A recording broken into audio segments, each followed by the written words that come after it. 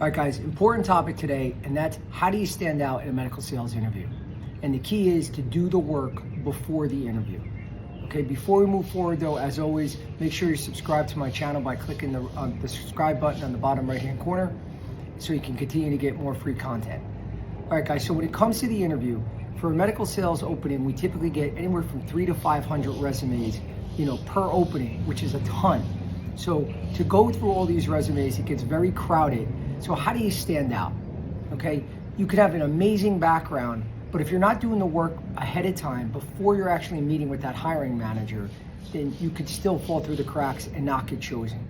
So one of the first things that I always tell my clients to do before they're meeting with the hiring manager, whenever you get that hiring manager's email, when you're working through with the recruiter or the HR person and you're scheduling a time to meet, send a thank you email before the interview.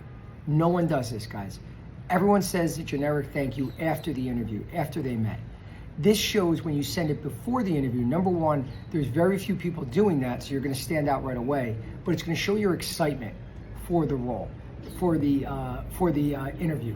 So that goes a long way, guys. When you're a hiring manager and you know that you have a candidate that's really excited for this opportunity and they're showing that before, they're already standing out, because that's the kind of person you want in your team. You want someone that's excited for the job, that's gonna go out there and kick butt and drive results for you. So start doing that today. Whenever you get an interview booked, make sure you're sending that intro, thank you for your time before the interview, okay? And obviously you're gonna send a thank you after the interview too, okay? The other main factor that you should be doing is contacting reps that work in that division, work for that manager, know the manager, other managers that work with that manager. Contact as many people as you can, because you wanna build relationships with these individuals. Number one, you want to find out the key drivers of that hiring manager. So you present, catering to what his needs are or her needs are. Number two, you're also building relationships with people that could be on your team.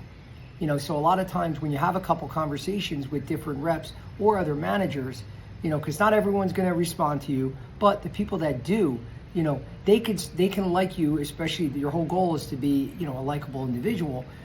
So when they like you, they could share that with the hiring manager and also be an advocate for you before you even go to the interview, because they're gonna let that manager know a lot of times, hey, this guy Joe reached out to me, he actually is a really good guy, I got to know him a little bit, he's got a lot of passion, whatever that they may share with the manager. Sometimes they might not share anything, but the thing moving forward, they can be a valuable asset to you throughout that interview process.